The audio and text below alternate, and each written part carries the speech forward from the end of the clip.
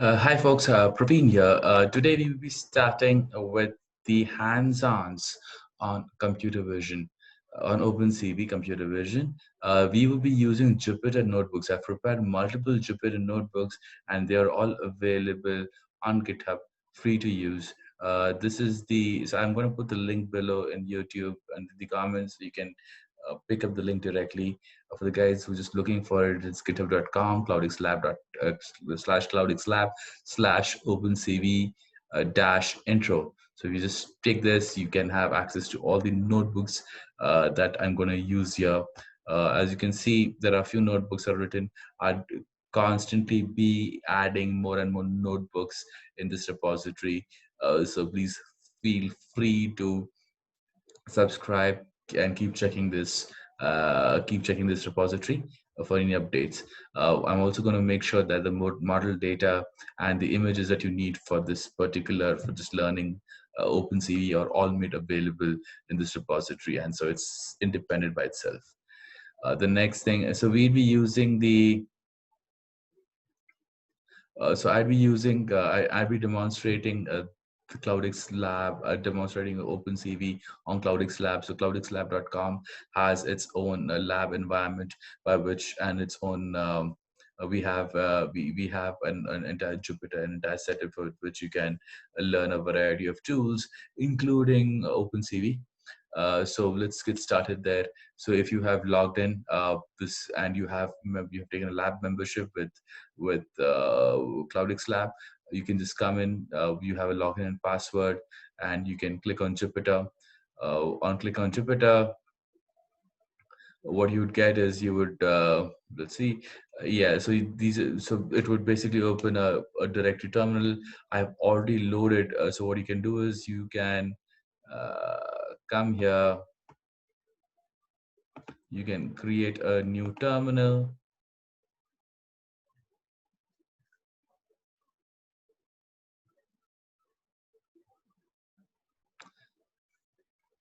Just take a little while. You can take a new terminal, and till that comes, I'm just going to download the code repository.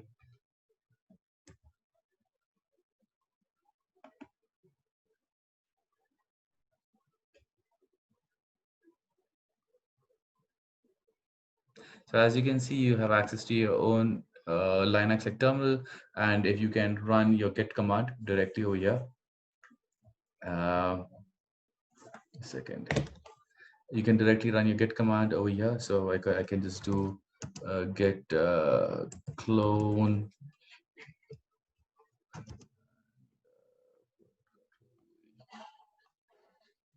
and copy this.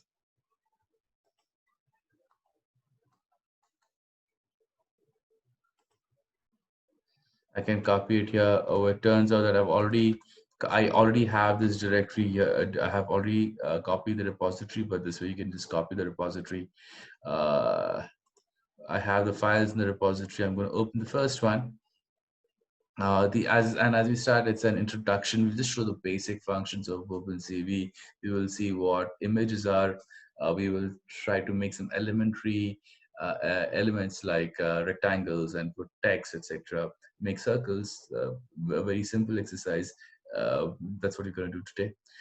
So what is OpenCV? So this is an easy introduction to the basic functions of OpenCV.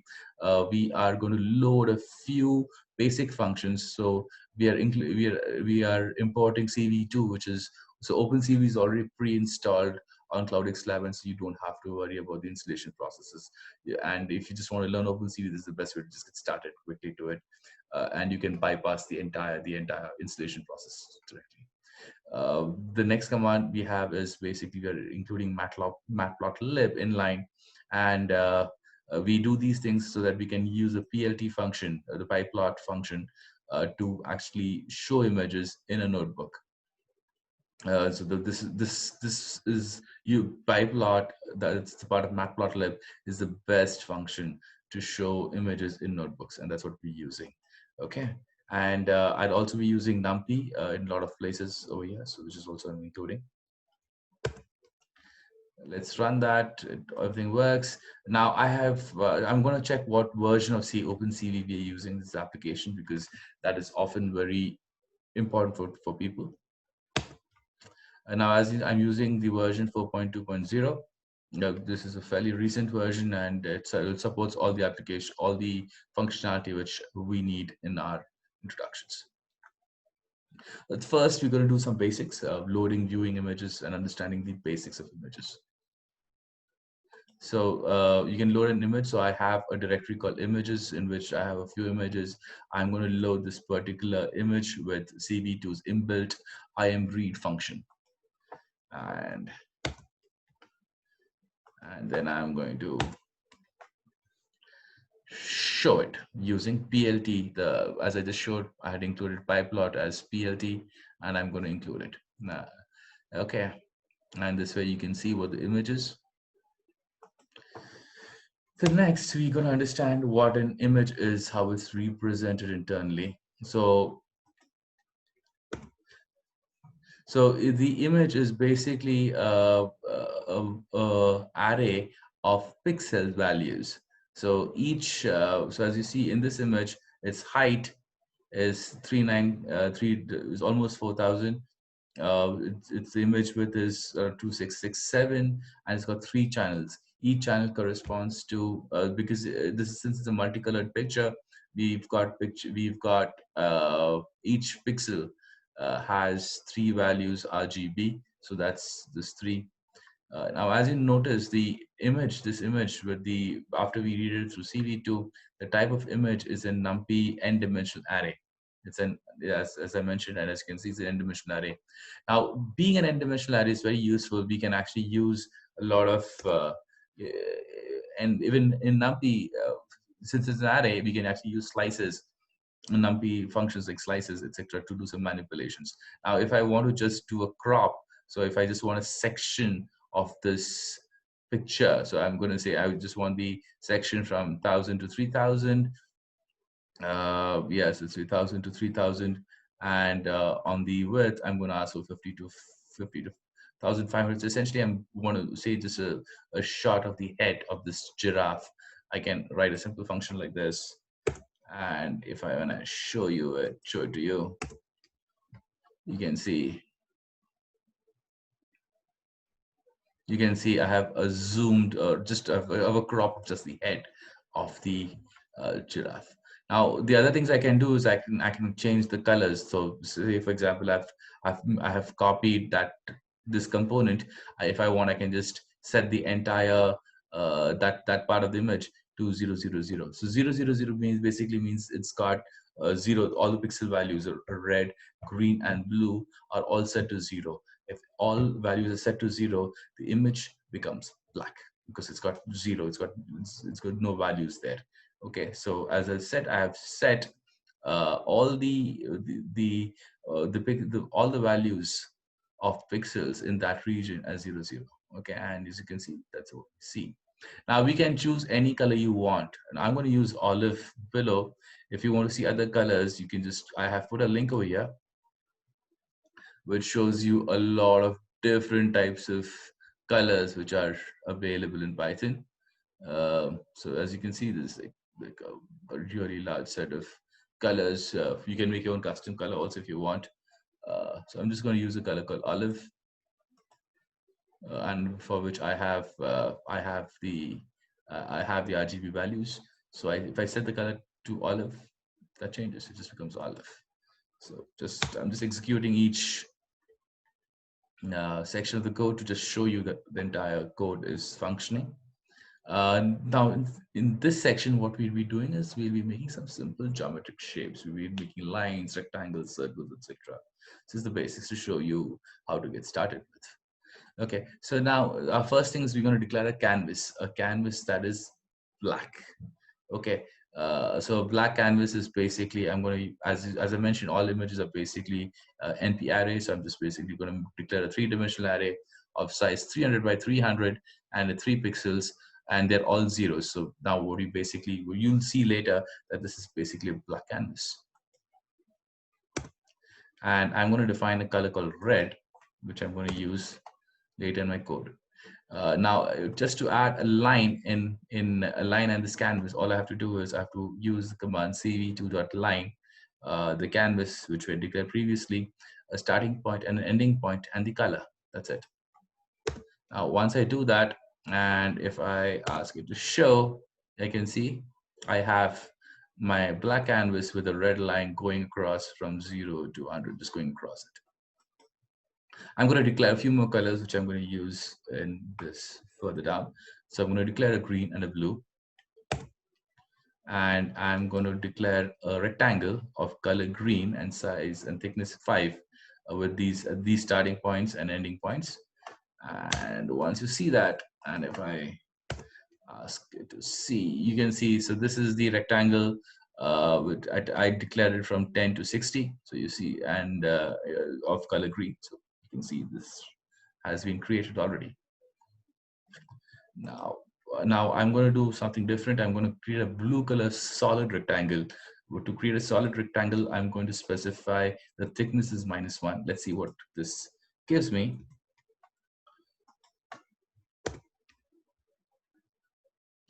Yeah, so what I have a rectangle. So previously my rectangle just had a thickness, which I defined by defining the thickness as -1. I got a solid rectangle. Now let's do something different, a little more complicated. We'll create what's a canvas with concentric circles around it. This time we'll be creating a white canvas. Last time we used black canvases. Now we will see how to create a white canvas. Now what we do is we first declare a canvas again, and then we'll be setting all the pixels to 255, 255, 255, essentially making it white. Then we are declaring a center, specifying the center, which is basically the midpoint, which is divided by 2, and then we create a set of for loop, and we create a series of circles with increasing radii. Okay, so we start the radius from 0 and we keep stepping it to 150 in steps of 10. And the circle and the color is going to be blue. So as you can see, if I do this, and if I print it, I have a set of concentric circles, just like the way I defined it. Now, in the next set, we're just going to do a little more, something more complicated. What we will do is we will create a canvas, a white canvas, and fill it up with circles of different colors and different radii. Okay, so again, what you're doing is you're declaring a canvas a canvas which is initially going to be black. We're going to make all the pixels white, and then we're going to declare 50 circles. We're going to make 50 circles in which the radius, the color, and the center are all random numbers. So the first one, the radius, we're just taking a random number that can be a random number from 5 to 100. The colors, we are basically just creating an array of size 3, because you got RGB. They're all random numbers, randomly taken from 0 to 256, and we're setting it up there. And the center is again just a 2, because we need an X and Y, so we're creating an array size 2 of size 2. And we are going to declare a circle on the canvas, specifying the random center, the random radius, the random color, and we're going to set -1 because we want them to be solid. And if you print them, right, I have created something different. Now, what's interesting is that if I want to make sure every time I declare this, I'm going to get a different circle, right? So this circle was different previously. If I run this again, I again have a different circle.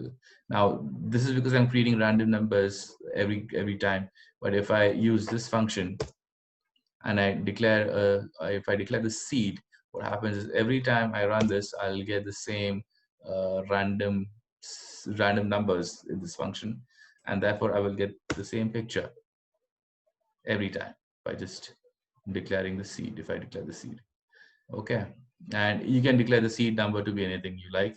42 is like the ultimate answer to life, universe, and everything, as you know. So we just consider 242 over here. The last part we'll basically add text to the image. Now what we're going to do is you can see, so as I said, you can do multiple things, and we'd like to add text to the images regularly. We're going to just write Cloudix Lab in our in the same image. What we're going to specify is we're going to specify the original point, this point from which we're going to start, a font, a scale of the font, and a color. So we're writing the whole thing in white, and we're specifying a thickness. And we can add text with the simple command called cv2.put text on the canvas. The text we're going to write is Cloudix Lab. We've set the origin, the font scale, the colors, thickness, etc. And we're going to show it. And low. So on this image, we now have written a Cloudix Lab. You can write anything you want. And okay, so now the next part we're going to do is we're going to create something more different. What we'll do is we'll create an image which has a single square and add some random noise. And the last thing we'll do is we'll actually output this image. We will be using this image later to show how certain filters work. So we're just going to show how to create a